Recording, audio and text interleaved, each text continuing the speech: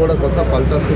কুণাল তো আজকাল দিব্যদৃষ্টি পেয়েছেন না, এখানে কি হচ্ছে দেখতে পান, সন্দেশখালি কি হচ্ছে, সিরিয়া আর পাকিস্তান, বাংলাদেশ, ওখানে খালি কি হচ্ছে দেখতে পান না, কি অবস্থায় আছেন মুর্শিদাবাদে হিন্দুরা সেটা দেখতে পান না, লন্ডন আমেরিকা সব দেখতে পাচ্ছেন দিব্যদৃষ্টি সঞ্জয়ের মতো। এত মিথ্যা কথা বলছেন, আর যেমন লোকের সঙ্গে থাকবে সেরকমই তো প্রকৃতি হবে। শান্তির আবেদন আরএসএসকে নিশানা মুখ্যমন্ত্রী, বিজেপির সঙ্গী হয়ে আরএসএস মিথ্যা প্রচার করছে, বিভেদের রাজনীতি হচ্ছে বলেও সরব মমতা। শুনুন, রাজ্যবাসীকে ধীরে অশান্তি। মমতা ব্যানার্জি খালি ভয় দেখান, এই অশান্তি হবে, অমুক করে দেবে। আপনি কি করবেন? যদি কেউ অশান্তি করছে ধরুন না, আপনার কাছে পুলিশ আছে, প্রশাসন আছে, এসব গল্প কতদিন চালাবেন? আরে বাড়িতে ধাক্কা মেরে ফেলে দেয় কে, সেটাই বুঝতে পারেন না। উনি ওর প্রশাসন চালাবেন 10.5 কোটি লোকের, ওনার দিন শেষ হয়ে গেছে। যান, রিটায়ার্ড হয়ে বাড়িতে শান্তিতে থাকুন, পূজা পাঠ করুন। কেন এই বয়সে এত মিথ্যা কথা বলছেন? ফালতু কথা বলে সমাজে বিভ্রান্তি তৈরি করছেন। এটা বয়স নয়, মানুষ আপনাকে রিজেক্ট করে দিয়েছে, এটা বুঝতে হবে। ব্রিগেডের বামেদের প্রদর্শন, সিপিএম বিভিন্ন গণসংগঠন তাকে সমাবেশ, বুদ্ধদেবী প্রয়াণের পর প্রথম ব্রিগেড ভোট শূন্যের গড়ে কটা পারবে বামেরা? তো ওটা অভ্যাস হয়ে গেছে, 50 বছর ধরে তারা এই ধরনের ব্রিগেড করে বেড়াচ্ছে। তো যেমন দুর্গাপূজা, কালী পুজো প্রত্যেক বছর হয়, একবার ব্রিগেড হয়। তার রেজাল্ট কী হয় সময় জানি। এর লোকসভার আগে সমস্ত পার্টিকে নিয়ে অন্য রাজ্য থেকে ডেকে নিয়ে করেছিল, কী রেজাল্ট হয়েছে।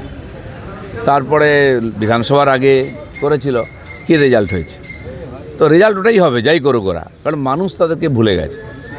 আর যারা মানুষের বিরুদ্ধে কাজ করে, বিভ্রান্তি ছড়ায়, মিথ্যা বলে, আর পশ্চিমবাংলাকে তো আজকে যে জিহাদিরা ধাপিয়ে বেড়াচ্ছে তাদের হাতে ওরাই তুলে দিয়ে গেছে। তো তার খেসারত এখানকার মানুষকে দিতে হচ্ছে। যেমন তারা ব্রিগেড করুক, যাই করুক, তাতে কিছু যায় আসবে না। অন্যকে গালাগালি দোষ চাপিয়ে অনেক দিন চালিয়েছেন ওনারা, মানুষ তাই ভুলতে বসেছে। ঠিক আছে, অস্তিত্ব আছে, এটা দেখাবার জন্য ওনারা এটা করছেন। থমথমে জাফরাবাদে রাজ্যপাল বোসের পা ধরে কান্না নিহতের পরিবার, তাই বিএসএফ ক্যাম্পের দাবিতে স্লোগান, নিরাপত্তা নিশ্চিতের আশ্বাস রাজ্যপাল। মুর্শিদাবাদের মানুষের এমন অবস্থা, তারা কাউকে ভরসা করতে পারছে না। তাই মাননীয় গভর্নর গেছেন, তো হাজার হাজার লোক রাস্তায় বসে আছে একবার ওনার সঙ্গে দেখা করার জন্য, যে দুঃখের কথাটা বলবে। পুলিশ দেখা করতে দেয়নি বলে তাদের কী ক্ষোভ আমরা দেখলাম কালকে। যারা ক্যাম্পে আছেন, কি আছেন, কেমন আছেন, সেটা রিপোর্টারদের ঢুকতে দেওয়া হচ্ছে না। বাস্তব পরিস্থিতি তারা যেটুকু জানতে পারছি খুবই ভয়াবহ অবস্থায় আছেন। বাচ্চা কাচ্চা নিয়ে থাকার জায়গা নেই, গরমের মধ্যে খাওয়ার নেই, তারা বাড়ি আসতে চাইছেন। গরু, বাছুর, ছাগল ছেড়ে দিয়ে, ধন সম্পত্তি যা আছে ছেড়ে দিয়ে গেছেন। কিছু বাড়ি জ্বালিয়ে দেওয়া হচ্ছে, লুট করা হয়েছে, তাদেরকে আসার ব্যবস্থা করা হচ্ছে না, তাদের সিকিউরিটি নেই। তাই তারা বাধ্য হয়ে বারবার কেন্দ্র সরকারের কাছে গুহার করছেন, বিএসএফকে চাইছেন। বিএসএফই ওদেরকে বাঁচিয়েছে, নাহলে বহু লোককে হত্যা করা হতো, বহু বাড়ি জ্বালানো হতো, বহু লোক আর উদ্বাস্তু হতো। তো সেই জন্য তাদের ডিমান্ড ওরা করছেন। আজ মুখ্যমন্ত্রী তো ওদিকে ফিরেও তাকাচ্ছেন না। যে জিহাদিরা দাঙ্গা করেছে তাদেরকে শান্তির দূত বলছেন, বিয়েবাড়ি খেয়ে বেড়াচ্ছেন, উৎসব করছেন।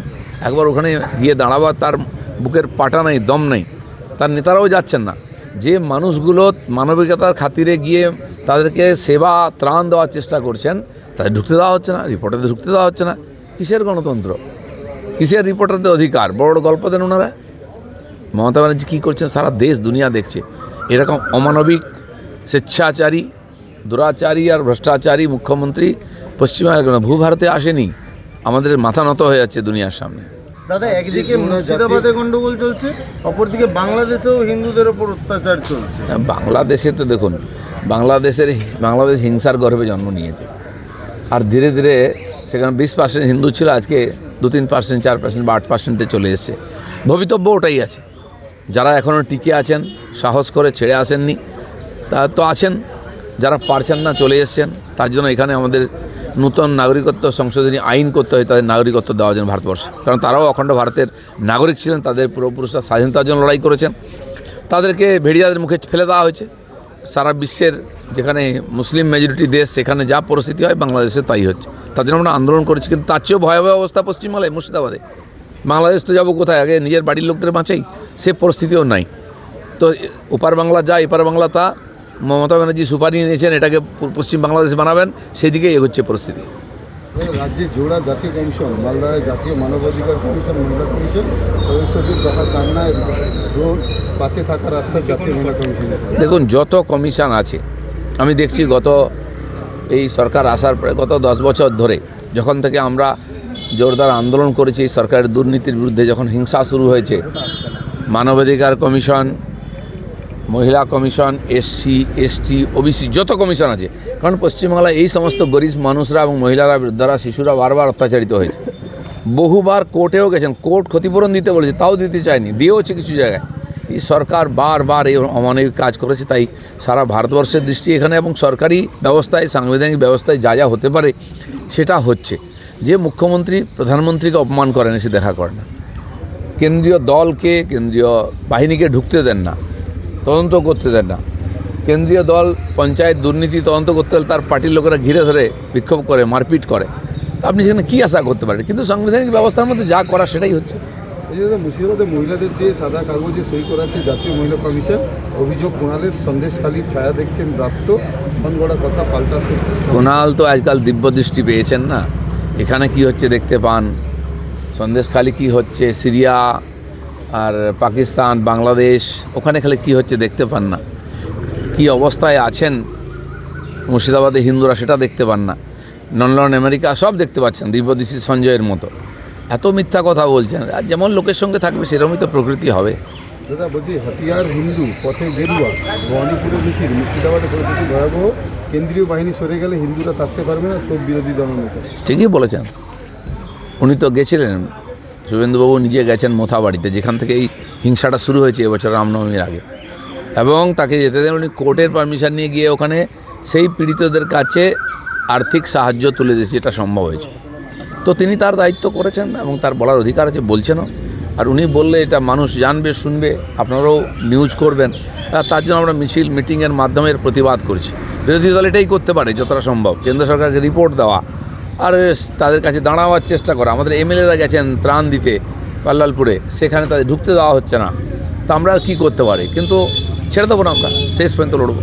মুর্শিদাবাদ কাণ্ডের আবহে রাজ্যবাসীকে খোলা চিঠি মুখ্যমন্ত্রী, শান্তির আবেদন, বিজেপি ও আরএসএসের বিভাজনের রাজনৈতিক খেলা। এ কথা উনি অনেক দিন বলে যাচ্ছেন, গল্প মানুষ বিশ্বাস করে না। তাহলে তো বিজেপি বাড়তো না, এখানে বিজেপি জিততো না। আজ লোকে বিজেপি মন গড়া কথা পাল্টাতে। কুণাল তো আজকাল দিব্যদৃষ্টি পেয়েছেন না, এখানে কি হচ্ছে দেখতে পান, সন্দেশখালি কি হচ্ছে, সিরিয়া আর পাকিস্তান, বাংলাদেশ, ওখানে খালি কি হচ্ছে দেখতে পান না। কি অবস্থায় আছেন মুর্শিদাবাদে হিন্দুরা সেটা দেখতে পান না। লন্ডন, আমেরিকা সব দেখতে পাচ্ছেন দিব্যদৃষ্টি সঞ্জয়ের মতো। এত মিথ্যা কথা বলছেন। আর যেমন লোকের সঙ্গে থাকবে সেরকমই তো প্রকৃতি হবে। শান্তির আবেদন, আরএসএসকে নিশানা মুখ্যমন্ত্রী, বিজেপির সঙ্গী হয়ে আরএসএস মিথ্যা প্রচার করছে, বিভেদের রাজনীতি হচ্ছে বলেও সরব মমতা। শুনুন, রাজ্যবাসীকে ধীরে অশান্তি। মমতা ব্যানার্জি খালি ভয় দেখান, এই অশান্তি হবে, অমুক করে দেবে। আপনি কি করবেন? যদি কেউ অশান্তি করছে, ধরুন না, আপনার কাছে পুলিশ আছে, প্রশাসন আছে, এসব গল্প কদিন চালাবেন? আরে বাড়িতে ধাক্কা মেরে ফেলে দেয় কে, সেটাই বুঝতে পারেন না উনি। ওর প্রশাসন